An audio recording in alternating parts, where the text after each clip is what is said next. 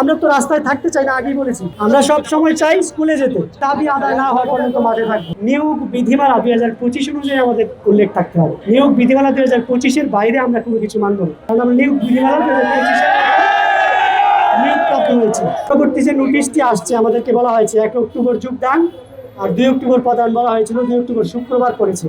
তা আমরা যেহেতু দেখতে পাচ্ছি শুক্রবারে কোনো অফিস খোলা থাকে না, আমরা কর্মদিবসে আরেকটি পরে আমি ডেট চাচ্ছি এবং আলোচনা চলছে। আরেকটি বিষয়, নিয়োগ বিধিমালা 2025 অনুযায়ী আমাদের উল্লেখ থাকতে হবে। নিয়োগ বিধিমালা 2025-এর বাইরে আমরা কোনো কিছু মানবো না, কারণ আমরা নিয়োগ বিধিমালা 2025 নিয়োগপ্রাপ্ত হয়েছে।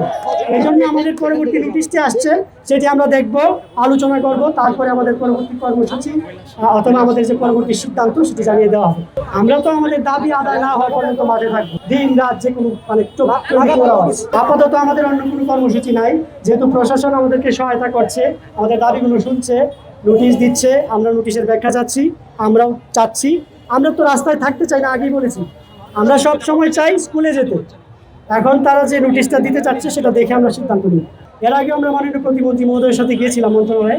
তা আমাদের দাবি ছিল আমরা দেখা টাকা করতে পারবো না, আমাদের যে দাবি অফিসিয়াল নোটিশ ওয়েবসাইটে আসলে আমাদের যদি সেটা আমরা সবার সাথে আলোচনা করে সিদ্ধান্ত নিব, যদি আমাদের দাবি যে পর্যায়ে যৌক্তিক দাবি মানা হয় তাহলে আমরা মাঠ ছেড়ে দেব। এখানে কারোর সাথে দেখা করা বা কোনো ধরনের কোনো ইস্যু নেই। ওনারা আমাদের বিষয়ে সম্পূর্ণ অবগত।